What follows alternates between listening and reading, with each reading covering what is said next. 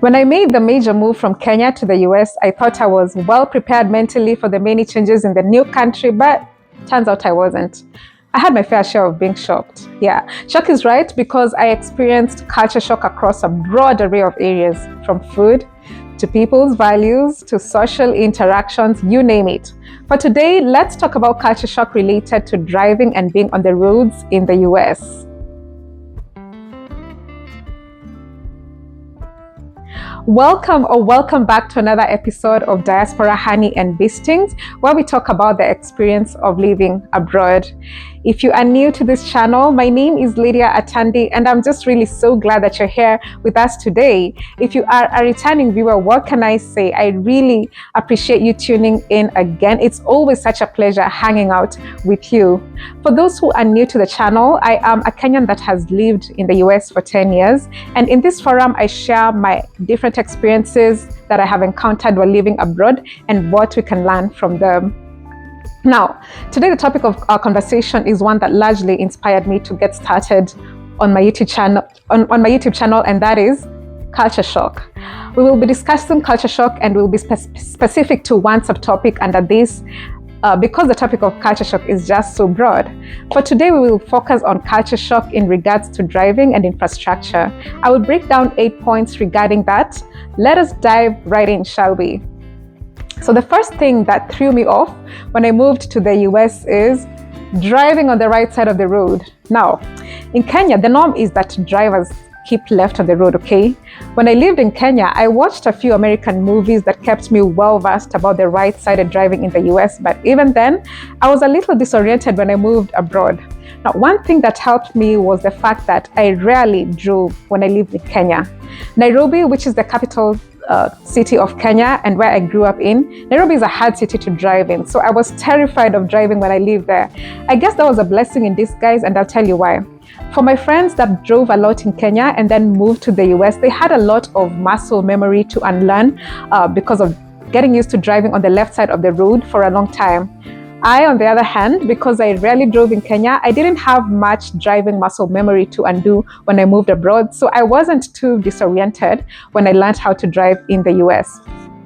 Let us jump right into the second point, which is adherence to traffic rules, and this one gets spicy.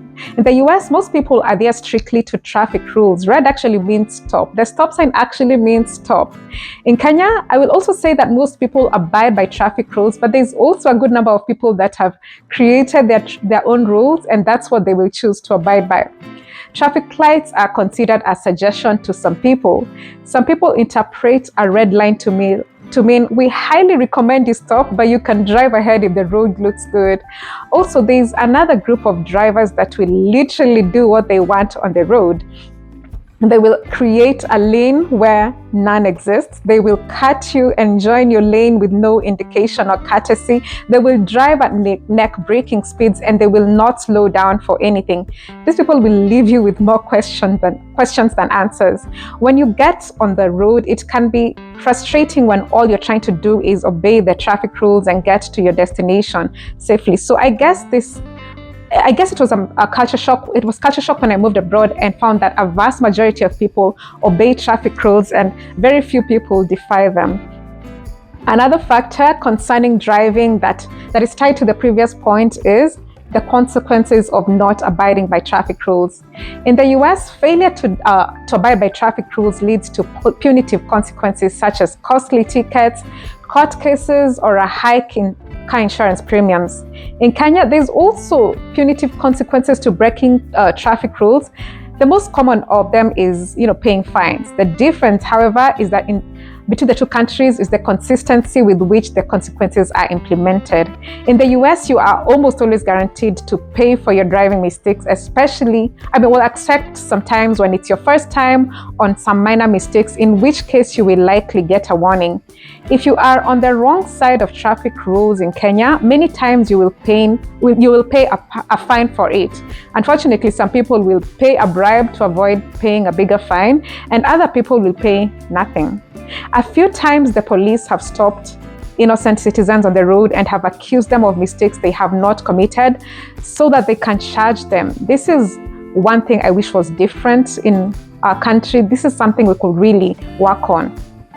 The fourth interesting difference between driving in Kenya and driving in the US is structure. The traffic system in the US has a lot of structure, and on the roads you will mainly see one thing, and that is cars. In Kenya, there is structure in many of the roads as well, but sometimes in rural areas or in suburban areas, be prepared to see other interesting things aside from cars. In some of the areas, there will be goats and cattle crossing the roads alongside human beings. In some areas of town, roads are really busy, and it's not surprising to see motorcycle drivers called boda drivers weaving in and out of traffic gaps. Also, there's another group of drivers that will literally do what they want to do on the roads. Some of these drivers are public service vehicle drivers, and they drive public service vehicles called matatus. Others are drivers of their personal vehicles. The presence of a few unruly drivers in Nairobi is what inflicted the fear of driving within Nairobi Central Business District for me in Kenya. These people can give you such a headache as you drive, and they will leave you with more questions than answers. I still don't think I can confidently drive in the heart of Nairobi, which is unfortunate because it is my home, but that's where I am at as of now. Maybe that will change sometime in the future.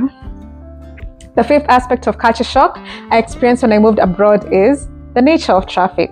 First of all, let's get this out of the way. It will be inaccurate to generalize that the US has less traffic on the roads than Kenya does, because the question of traffic depends on what part of the country that you are talking about in either country. For me, I experienced a positive element of culture shock concerning this issue because when I lived in Kenya, the capital city of Nairobi, is also where I spent most of my time, there was crazy amount of traffic. It was very possible to cover a 30-mile distance within 2 hours and more. When I moved to Wichita, where I live now, it's a small city, and I was happy to be able to cover the same amount of distance within 30 minutes or less. I love that I can run my errands in 20 minutes and head back home. While a person living in a big city such as Dallas or Chicago would probably not experience the same. They probably would experience the same amount of traffic as someone living in Nairobi, if not worse. Another factor that is closely linked to that is the distance covered per unit time on highways. Just a quick demonstration of this. Yesterday, I was driving from Kansas to Oklahoma, and it took me 2 hours and 30 minutes to drive across a distance of about 176 miles or 283 kilometers. In Kenya, for the same amount of time, 2 hours 30 minutes, you will probably drive a distance of 137 miles or 220 kilometers if you get on the highway. This is because of higher speed limits in the highways in the US than in Kenya, and also because, generally speaking, highways are easier to navigate in the US than in Kenya. On my next point, one thing that I give US credit for is that people take seriously the right of pedestrians. On a zebra crossing, cars will actually stop for pedestrians to walk. In Kenya, people are not always consistent with this, and some drivers have a long way to go in respecting the rights of pedestrians. Seventh point, difference between transport system in the US and in Kenya is the means of transport. In the US, about 80% of people get around using private cars, and 20% get around using buses, trains, subways, bikes, and scooters. In Kenya, 10% get around using personal cars, while 70% get around using public transport, means like matatus and buses. We then have about 20% of people that get by on their feet, with walking being their main mode of transport. The culture shock element for me was in the fact that when I lived in Kenya, I was able to make use of public transport system whenever I wanted to, but when I moved to Wichita, which is a small city in the state of Kansas, I found that getting access to public transport can be such a hassle. I mean, you can get around using Uber or Lyft, but that is not sustainable in the long run because they get so costly if you rely on them for extended periods of time. You can choose to walk around for close distances, but in the winter time, I would much rather watch the paint as it dries than be found outside taking a walk. Also, no one is going to drive you everywhere you go unless you can afford to hire someone for that. With all those factors stacked up, I had no option but to overcome my fear of driving and to get behind that wheel. It was terrifying at first, but before I knew it, I got used to it. Last but not least, one of the culture shock the elements of culture shock in regards to transport for me was the differences in infrastructure between US and Kenya. The US generally has well-maintained highways with adequate signs and lane markings. In Kenya, on the other hand, roads vary widely. Some are well-maintained, but a few of them have potholes, some don't have signs, and some have no lane markings. That being said, we also have to acknowledge the fact that Kenya is still a developing country, and it will be an unfair comparison to compare a developing country to a developed one such as the US. I mean, no one is disputing the fact that we still have a lot of work to do in regards to roads and driving, but even so, I am so proud of how Kenya has come with regards to infrastructure.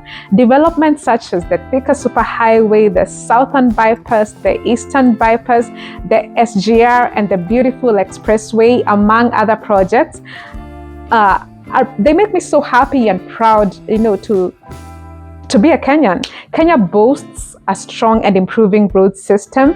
In Africa, it actually ranks number 3 in the side of the road system and number 7 in terms of road quality. So guys, as you can tell from my experience, I have generally had a positive culture shock regarding traffic and driving ever since I moved abroad. That being said, I know our country, Kenya, has a long way to go in terms of traffic structure and abiding by traffic rules. But so far, I am so proud of Kenya for all the progress that she has made in terms of infrastructure. Even with all the craziness that happens sometimes on the roads, I mean, home is still home, and home is best at the end of the day. One of the best feelings was on my last trip to Kenya. I was riding on a boda boda or a motorcycle in Nairobi, holding on to the driver's waist as we rode through a city full of life and a city that I can fully call home. That was priceless. Guys, what elements of culture shock did you experience on the roads when you moved abroad or when you traveled to a different country? Please tell us about those on the comment section down below. I will also mention too that there is more content on the way concerning other areas of culture shock, so be sure to subscribe so you don't miss out on those. Thank you so much, guys, for watching. It always is a pleasure spending time with you. I wish you a very blessed day. Take care, and I will see you on the next episode.